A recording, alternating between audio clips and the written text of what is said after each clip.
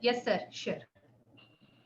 Om Purnamadah Purnamidam Purnat Purnamudachyate Purnasya Purnamadaya Purnamevavashishyate Om Shanti Shanti Shanti Shankaram Shankaracharyam Keshavam Badarayanam Sutra Bhashya Kritau Vande Bhagavantau Punah Punah Ishvaro Gururatmeti Murti Bheda Vibhagine Vyomavad Vyapta Dehaya Dakshinamurtaye Namaha Om Shanti Shanti Shanti Om Namostu Nali Kanibhananaye Namostu Narayana Vallabhaye Namostu Ratna Karasambhavaye Namostu Lakshmi Jagatam Jananyai Namostu Lakshmi Jagatam Jananyai.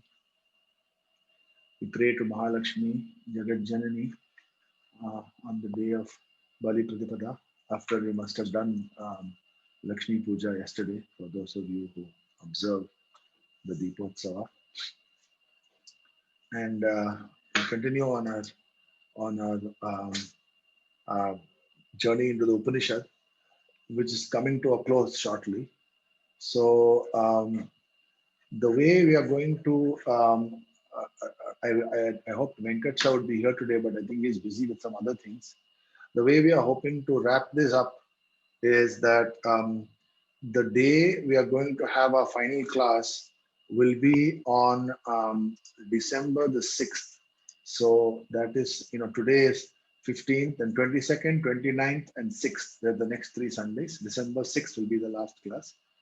So in the December 6th class, we are going to organize for some Swabhi Vyakti by the people who are participating, and Venkat sir will organize that.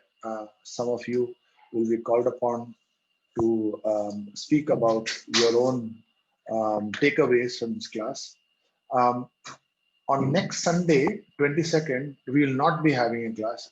I am busy that day, so I am not able to conduct class that day. So we'll have class on the 29th, and on the 6th, we'll have the Upasamhara, which will be with some Swabhi Vyakti and some summary. All right. So getting back to the mainstream of the class, we were speaking last time about Narayana and Urvashi and the fullness of Narayana Rishi. That is a state that we achieve in Nididhyasana, which is the last step. So we have developed the Shravana and the Manana according to Yajnavalkya and headed to the last step of Nididhyasana.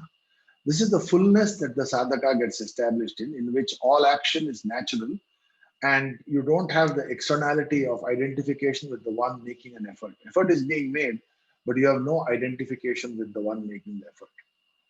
So how do you capture that state? How do you understand that state? The Upanishad, of course, sings of it. The Mundaka Upanishad has a particular mantra that explains this state. Yatha nadyaha syandamanaha samudre stham gachanti namarupe vihaya tata vidwan namarupad vimukta parat param purusham upayati divyam. That is the ultimate state. Yatha nadyaha syandamana samudre stham gachanti namarupa vihaya. So the nadya is rivers. They are flowing. Sandhyamana. So the river is the name just given to flowing water. So Sandhyamanaha Nadyaha, the rivers that are flowing, where are they flowing to? They flow towards the mighty ocean. Samudre stham gachanti. But when they get there, what happens? Nama rupe vihaya. When a river is going on that journey towards the ocean, it's a journey that ends with loss of identity. Its particular form and its particular name are gone. Before it is the Ganga flowing from the north towards the east, before it is the Brahmaputra flowing south, before it is the Saraswati, before it is the Yamuna. But once it's in the ocean, all this is indistinguishable. All are part of one mass of water. Similarly, the Upanishad says, is the flow of the consciousness of the Vidwan. Vidwan, the one who is established in the truth. The one whose consciousness, like the waters in the river, is flowing towards the truth. And of course, there is the other whose consciousness is flowing away from the truth towards the world of objects, that is the avidwan. So that is flowing towards death, and that is flowing towards amritam or deathlessness, that is the vidwan. Punya pape vihaya, nama rupam vihaya. Tata vidwan nama rupad vimuktaha. He gives up that identification with names and forms, and doing that, he obtains to the great tranquility of oneness. Parat param purusham upaiti vidwan. So in that, a certain samyata, later on another place in the Mundaka Upanishad, it says, paramam samyam upaiti. Samyam, equanimity. He gets established, a certain equanimity gets established in our transactional and cognitive worlds. This is the Parama Samyata, the great equanimity. This is often sung about. Sung about means it's mentioned in the Upanishad, but one always thinks about it as being sung about because it is a joyous expression of the Upanishad, and it's a joyous expression of the Gita too. In the Bhagavad Gita, I mean, we are supposed to be having these meditations on the Upanishad, but as we mentioned in the very first class, the Bhagavad Gita always comes close to the Upanishad. Sarvo Upanishado Gavo Dogda Gopala Nandana. So if you want to understand the Upanishad in kind of an easy and more digestible form, you always look to the Bhagavad Gita. So when you get these great Upanishadic ideas, you'll always find that there'll be a time when Krishna does actually use the same analogies or the same kind of notion.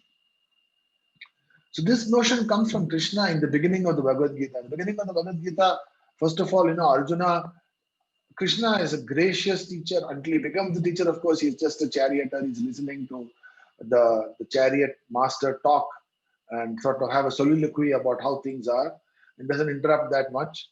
But when the moment Arjuna asks, Shishyasteham Shadimam Tvam Prapannam, Krishna suddenly becomes a guru and is only too eager to talk. So he suddenly speaks the entire second chapter and the entire progression of the sadhana, Shochyam Shochastvam, all the way to Esha Brahmi Sthiti Partha Nayanam Prapi Vimukriti. He takes him to the entire gamut of sadhana very, very fast. And right before he gets to the Esha Brahmi Sthiti Partha, this is the ultimate state. Esha, this, what is this state? The previous shloka says, Apuryamana Machala Pratishtam Samudra Mapa Pravishanti Yadvat Tadvat Kamayam Pravishanti Sarve Sa Shanti Mapnoti Na Kama Kami. This is the same one. Same. Varat Param Purusham Upaiti Vidwan. Sa Shanti Mapnoti Na Kama Kami. So there are two distinct states of a person. One is a Kama Kami and other is a Purna Kami. The Vidwan here is a Purna Kami. Sa Shantyam Apnoti na Kama Kami. The Kama Kami does not attain to that state, but Sa, he does. Who is he? He is the Purna Kami. We started with the Atma Kama, wanting the Atma, and then become the Purna Kami. In that state, there is no Raga, Dvesha, there is neither the engagement of what is called Pravritti nor the disengagement of Nivritti. These things, pravritti, nivritti, grihasthas, these are all ideas of us, of the people from the outside looking at it and trying to classify and put stages onto it. But that one is not like that. He has neither the engagement of pravritti nor the disengagement of nivritti. Things are going on naturally and they don't affect it. And that's why the example in the Gita again is given of the mighty ocean. You look at the ocean, on the surface there are waves and they are crashing into each other and there's spray and things are being tossed about, ebbs and flows and lots of action. But you go deeper, you go a mile deep, and what do you find?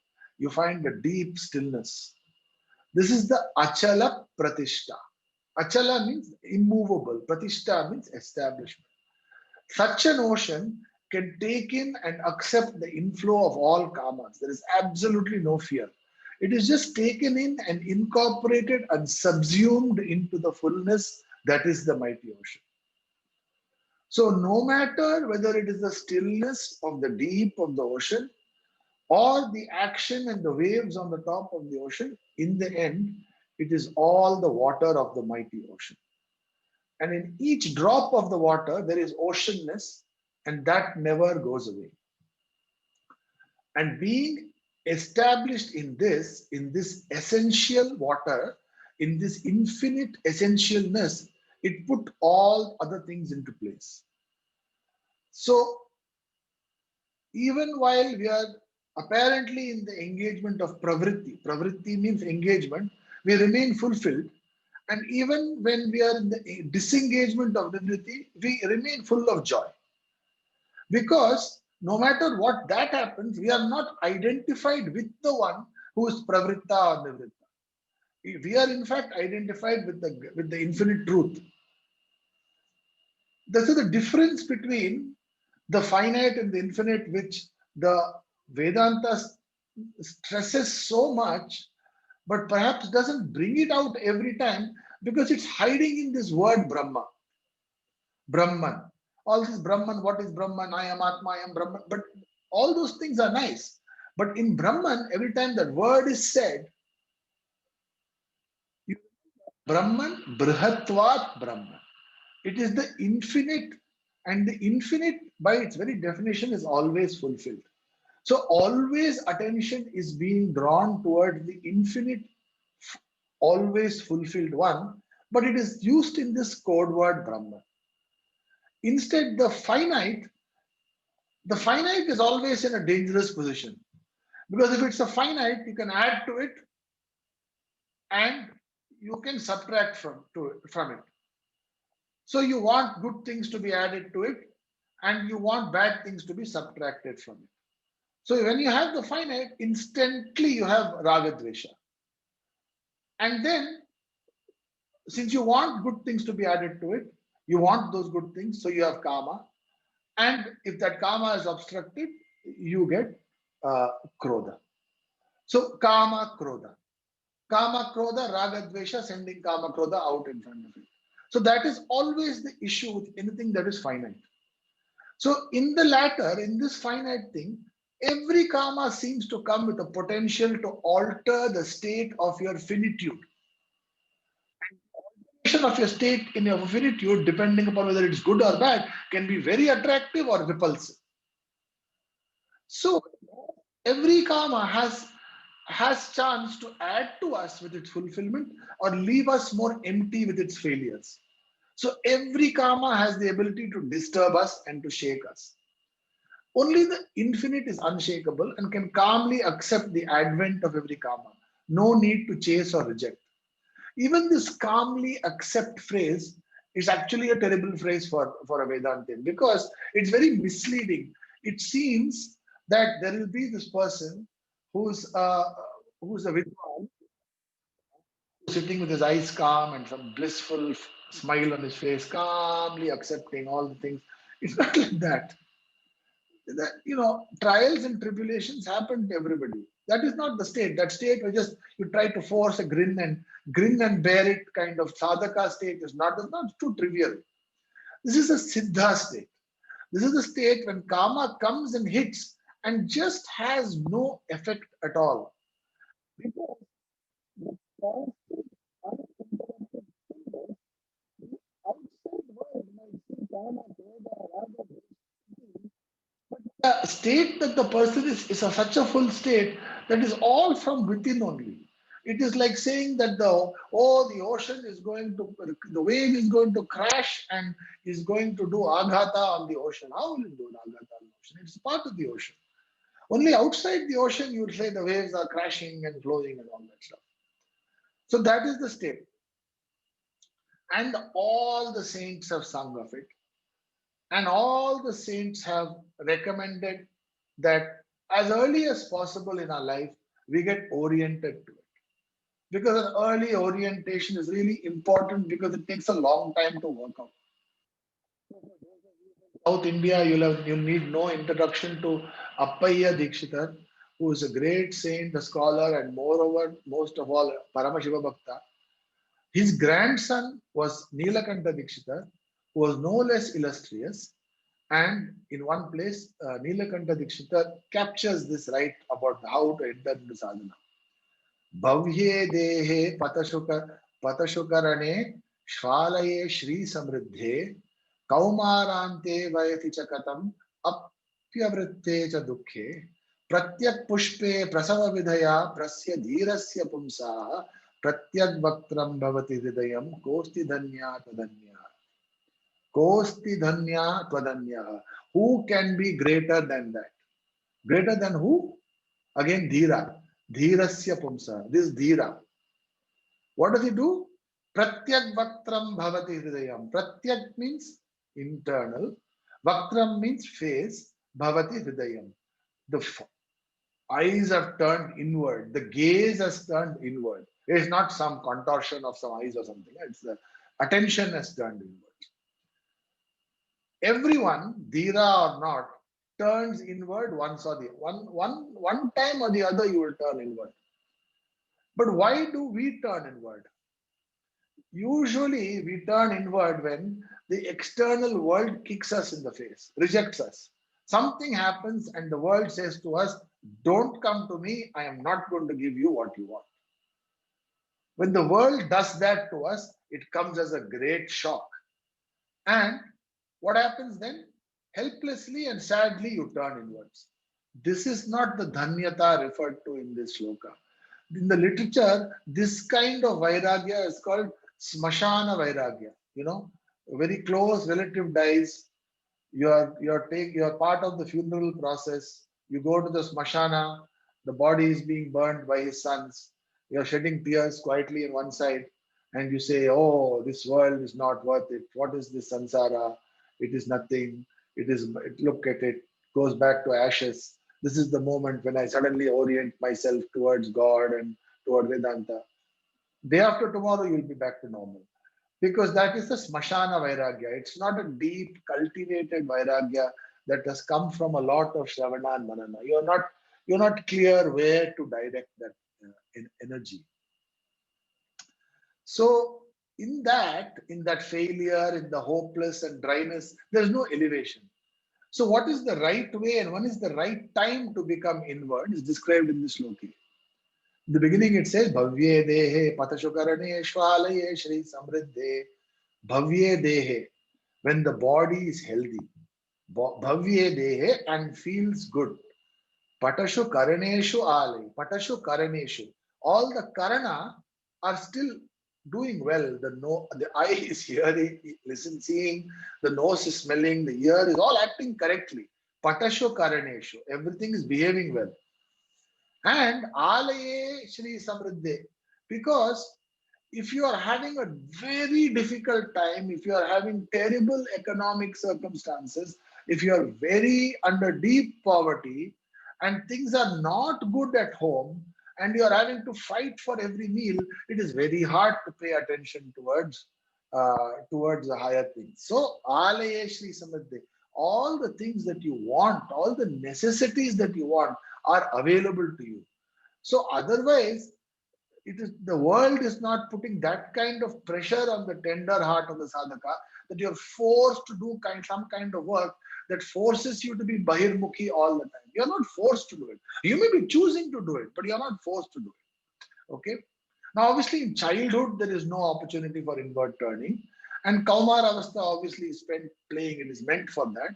But at the end of Kaumar Avastha, suppose conditions at home are right, so you are not forced to be too externally focused, and your enthusiasm and freshness are still there.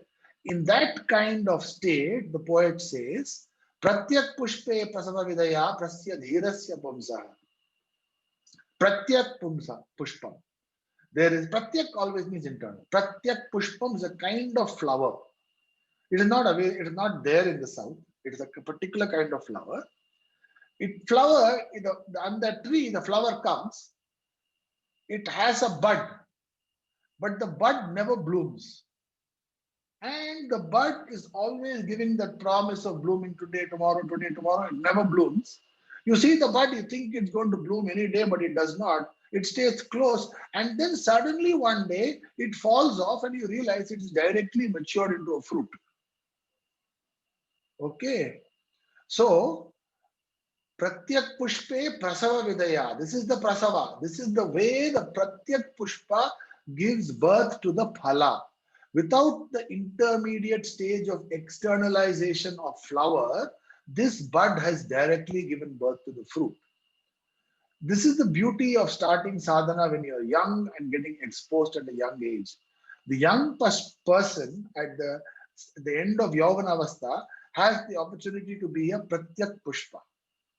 In engaging with the Upanishad in a way that you might not, as a young person, even engage with parental or societal direction may not be as attractive as the grandeur and the upliftment that you might feel when you engage correctly with the Upanishad, which is far more friendly, far more alive, far more dynamic, far more brave, and far more young than the societal and the parental rules that you might be rebelling against. It is harder to rebel against the Upanishad because it's such a friendly source of love. And that satsang with the Upanishad is happening, can only happen in an Indian context. I don't think anyone can take this fact seriously enough.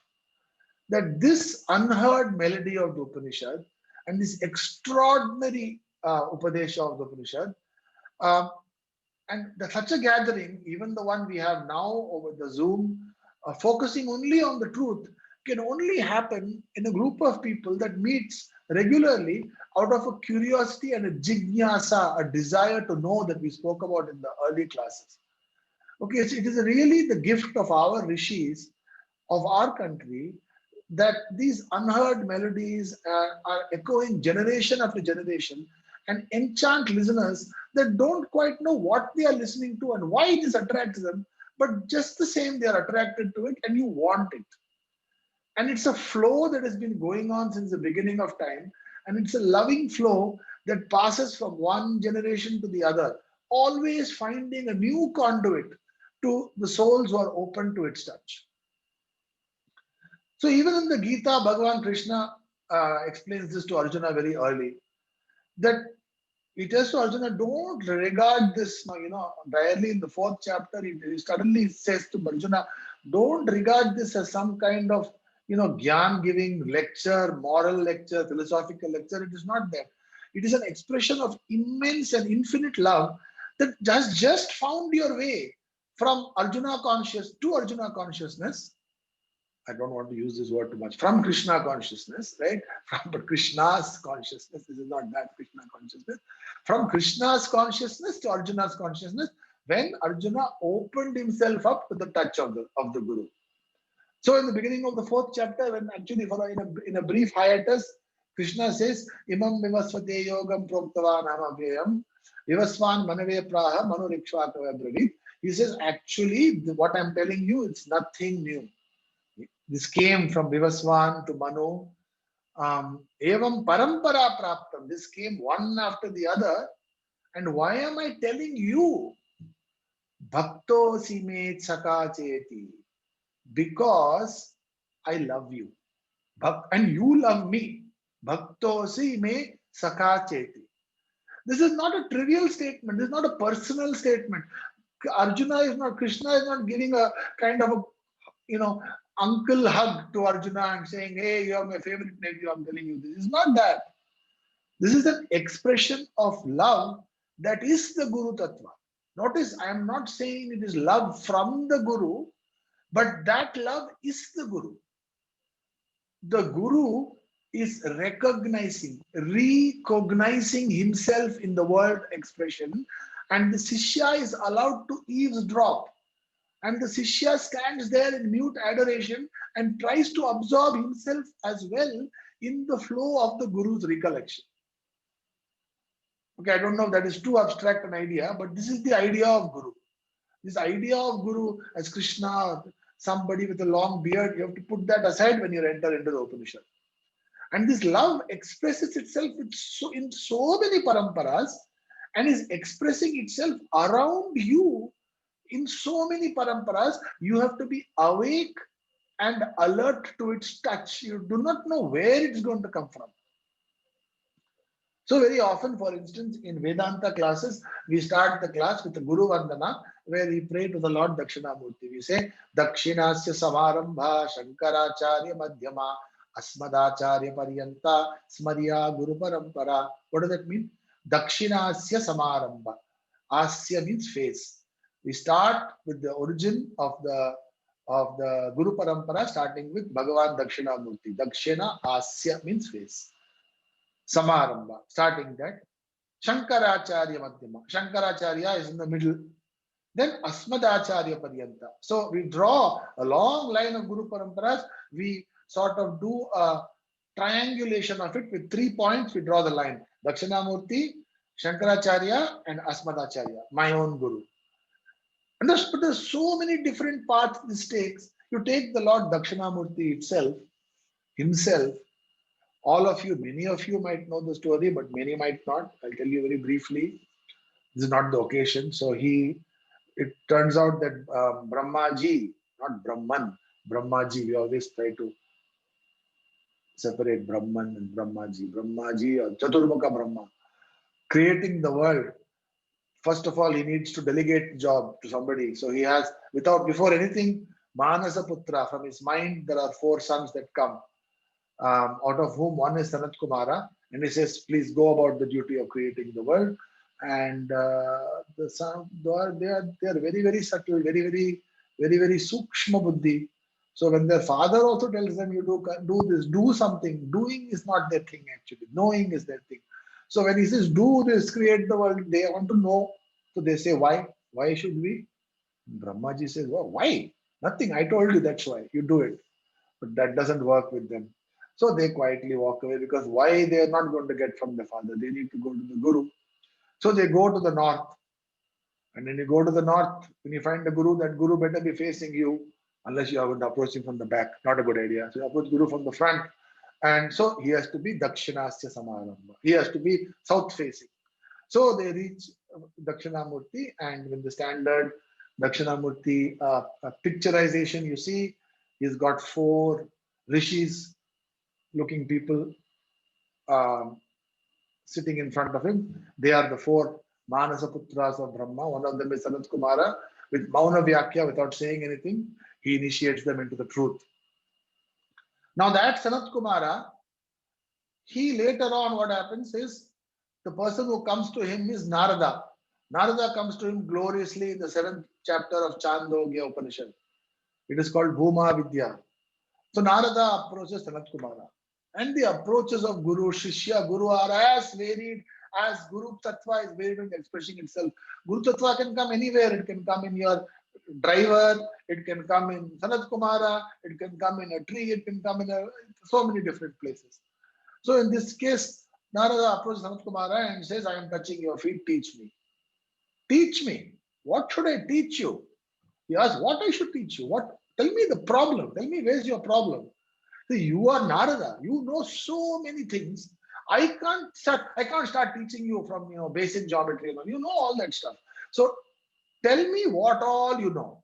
And after you tell me what all you know, if there's anything left, I will teach you. Okay, you tell me what all you know. Okay. Narada says, okay, I'll tell you, it's a long list. I studied Rig Veda, I've studied Yajur Veda, I studied Samaveda, I studied Atharvana Veda.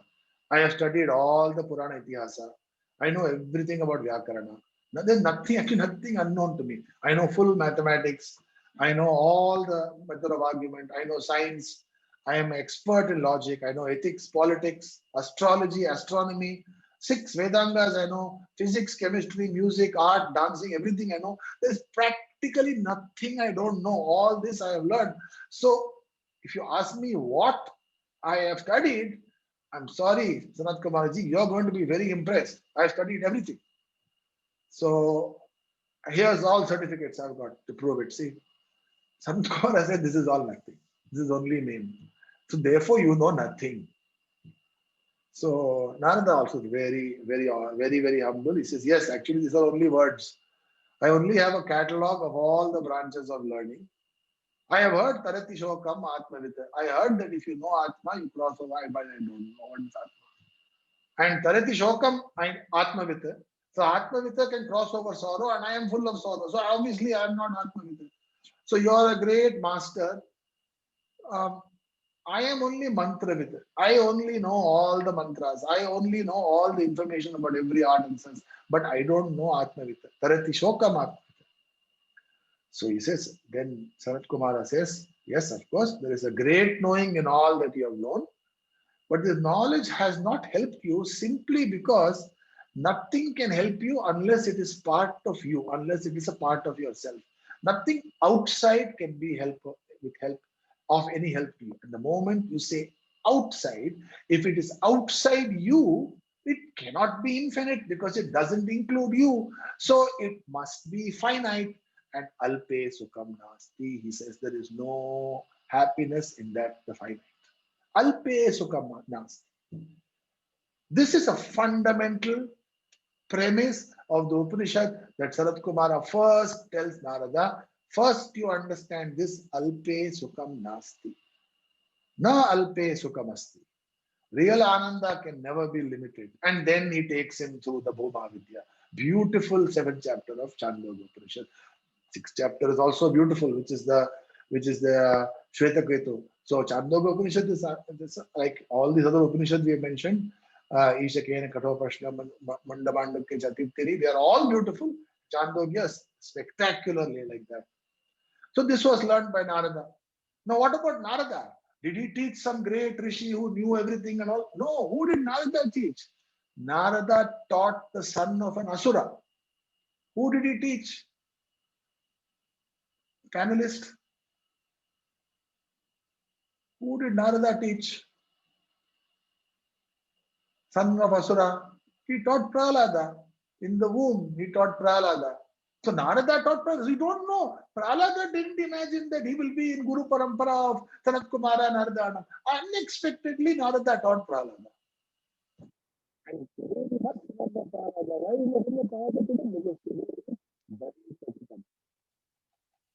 today is the day of Prahlada's grandson, Bali.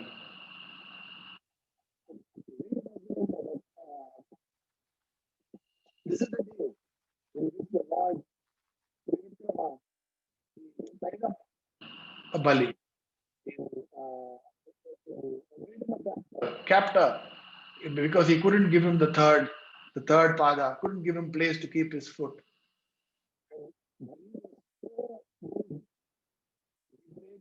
He prayed to. You cannot hear me? Sir, in between there are audio these things, sir. I don't know why the voice is not coming properly in between. It happened. This is the fourth time it is happening. For a moment it happens and it gets back. Now it is going for a longer time. Uh, Maybe I will talk into the. Okay, 1 minute.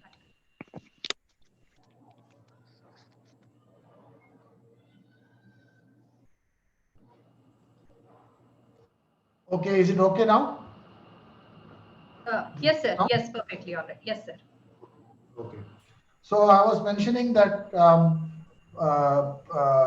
Narada taught to Prahlada, and today is an important day to remember Prahlada because it is Bali Pratipada. Today, Bali was Prahlada's grandson, and when Bali was couldn't give the third step to Trivikrama Mahavishnu, he was tied up and he prayed to his grandfather, and Prahlada came.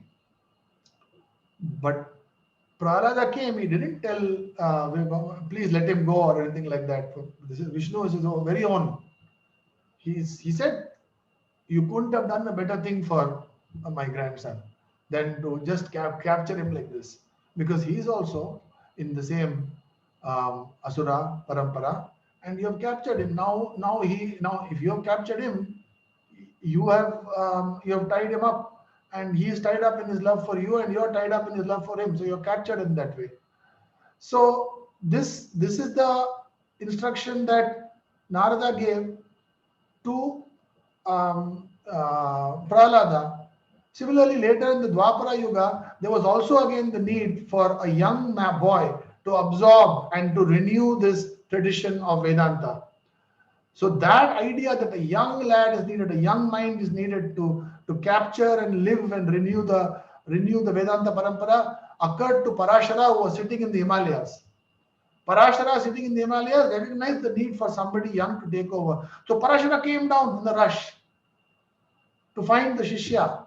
He did not find a Shishya. Instead, he found a wife, Satyavati. Immediately went to the island and they had a child on the island, Krishna Dvaipayana, called Vedavyasa. And Parashara didn't leave Vedavyasa to leave the island until the full Upadesha was given. And Vedavyasa gave the Upadesha. And Vedavyasa's son, even younger, Shukadeva, was born with a Kamandalu.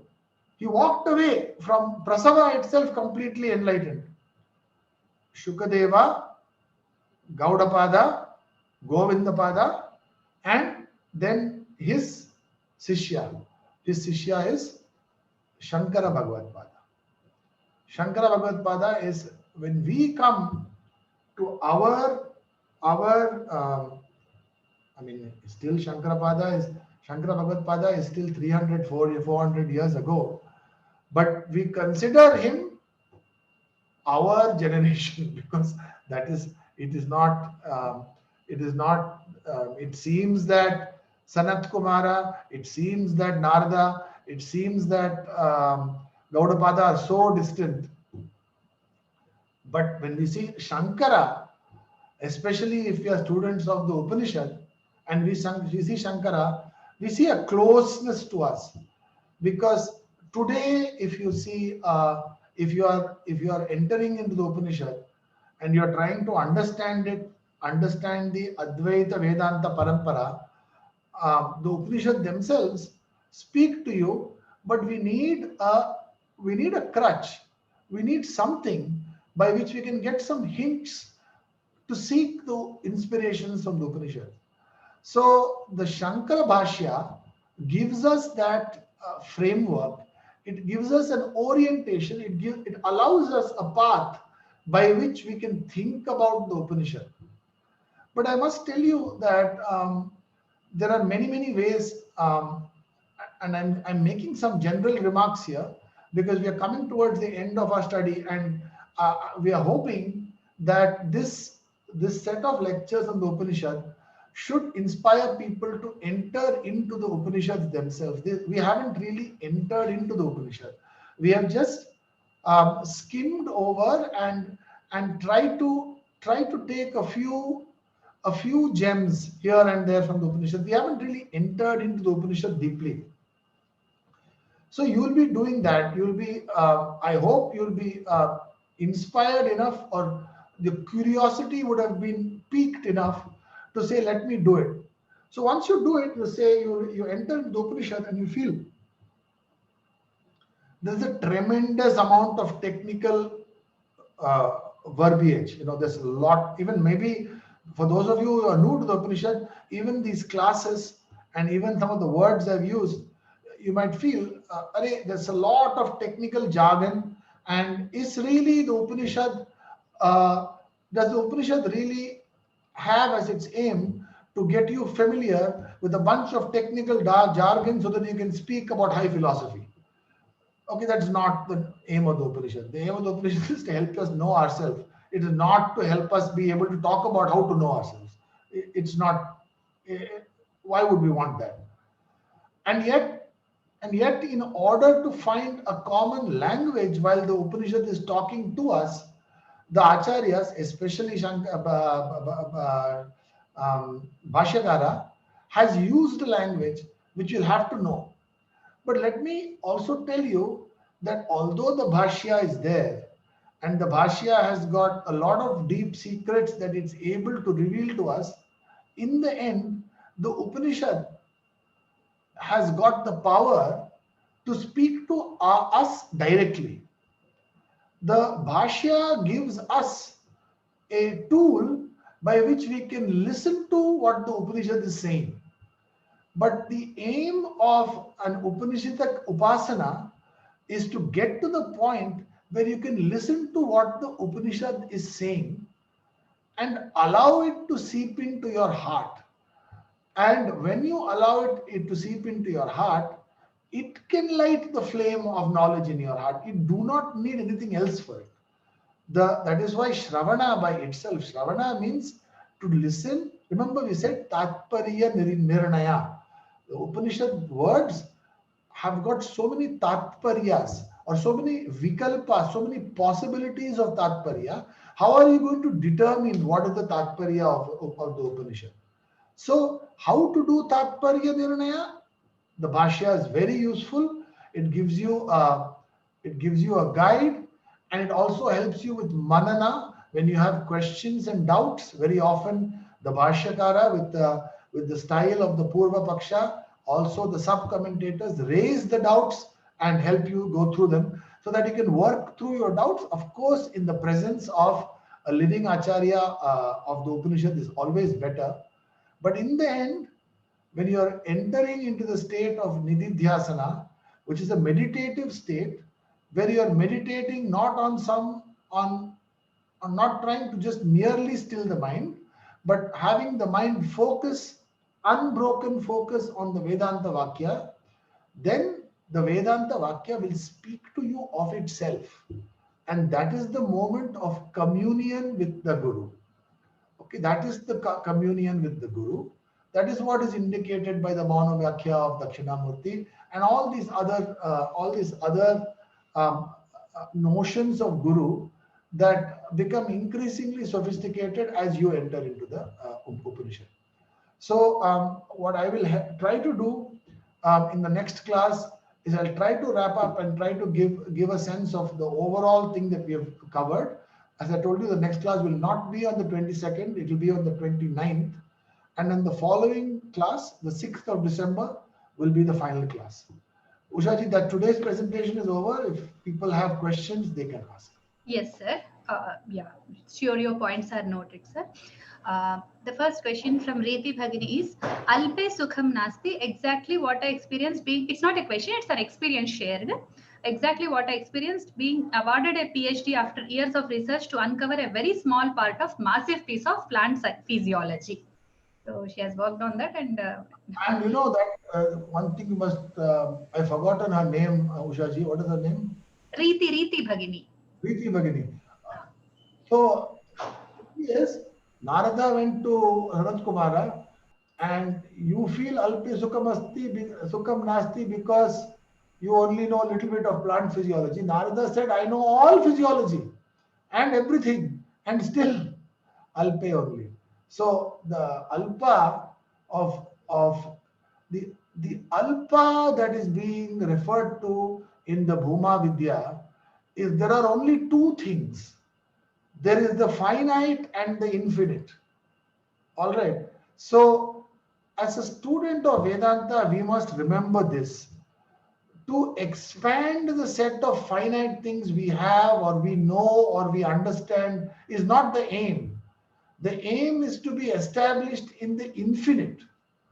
So the thing about Western learning or even incremental learning is always a journey from the finite to the larger finite. But that is not our journey. Our journey is from the finite to the infinite, and that doesn't come by adding a few more to the finite. So this is all, I'm going into some sort of simple mathematics, but by adding no matter how much to a finite thing, you can't go to the infinite. So the infinite is a different state. And that is what Narada tries to, Sanat Kumara tries to explain there in that beautiful Bhuma Vidya section in the 7th chapter of Chandogya. Yes, sir, thank Yes. you. Anonymous attendee, were our gods Rama, Krishna also part of Maya? That is the next question. Gods also part of Maya. Were means what? Were our gods, yeah. Maybe the avatara is mentioned. They are also. You don't have to put in past tense. They are also, yeah. So, I mean, in the strict Vedantic approach, that Ishvara is taken as Maya Sahita Brahman. So there is with Maya only. Brahman, if wants to express himself, needs to use Brahma Shakti, which is Maya. It's a very technical question. So merely saying yes doesn't seem to help. You'll have to understand a little bit more of the definition of these words. Otherwise, you might misunderstand the answer. Yes, sir, sure. Then, is it true that different yugas had different requirement for moksha? Like singing hymns is sufficient in Kali Yuga. Other yuga required worship during Dwapara. Such a statement is there in the Bhagavad Purana. We mustn't confuse the literature like that with the Vedantic approach or the idea of uh, destruction of ignorance. Destruction of ignorance can only happen with knowledge. Now, the preliminary stages, the preparatory stages for being ready, for being prepared to receive knowledge can be so many: karma yoga, bhakti yoga, this, that, and the other. But then without knowledge, you cannot eliminate ignorance, just like without light, you cannot eliminate darkness. Sure, thank you. Well explained. Then, what do you mean by Tatparyam that sir mentioned in his discourse? Tatparyam is. We explained that last time. So when you're anonymous attendee, we don't know if you're the same anonymous attendee as last time or the one asking anonymously the previous question. Please put your So, name. That will be better for us to track your doubts. Please, this is request to the. so any case, it doesn't matter. You can have untracked doubts, but the anonymous attendee, if they attended last time, then they would have heard the meaning of Tatparyam. The word Tatparyam means relevance or context. So when you are trying to understand a Vakya from the Veda or the Vedanta, it can be confusing literally. So to actually understand what it means, what is intended, how it fits into the context, that is the Tatparya Nirnaya. Oh, okay, sir. Thank you very well. I have also learned it. Thank you. So this Karthikeyan Bhrata is asking, we come across Atma attaining union with Paramatma in some texts. Can it be explained in more detail, like whether they are different, Atma and Paramatma and their union? So Atma attaining union with Paramatma, these are the kind of statements for which you must know what is the Tatparya. So because it sounds like very strange, and then if you watch a movie, there might be a little glow on the left hand side called Atma, which will zoom like that and merge into some big light on the other part of it. That is Atma attaining union with Paramatma. So if you watch that TV show and you read this book, you will have a very strange idea. So that means you'll be taken away from the real Tatparya of what it means for Atma and Paramatma. Now, to know what is the real Tatparya of the so-called union of Atma and Paramatma, you will have to enter into the study of what is the meaning of this word, what is the Jivatma, what is the Paramatma, what is the meaning of union, are they separate, are they really, as you asked exactly, are they really different? And then can it attain the union? Is Atma somebody who's trying to attain something? All these questions, or every word is dripping with 25 more questions. And in those Tatparya Nirnaya stages, you begin to understand what, first of all, what the questions mean before you get to the answer. So it involves study, and the study is Tatparya Nirnayam or Shravan. Thank you. So this is again Sesha Sai Murali Bhrata Prichati. So this is like you have already we attempted this question. Out of 10 principal Upanishads, can you please guide me from which Upanishad to proceed with? So Upanishad, as again I mentioned before from the very beginning, are very difficult to do self-study. It is not a matter of I've bought 10 books, which book should I read first? You could read any book you want. It's better that, Mr. Murli, you find a qualified acharya. There are so many sanstha's. There is a Chinmaya mission, Ramakrishna mission, many mutts are there, Arsha Vidya, so many places are there, lectures, etc.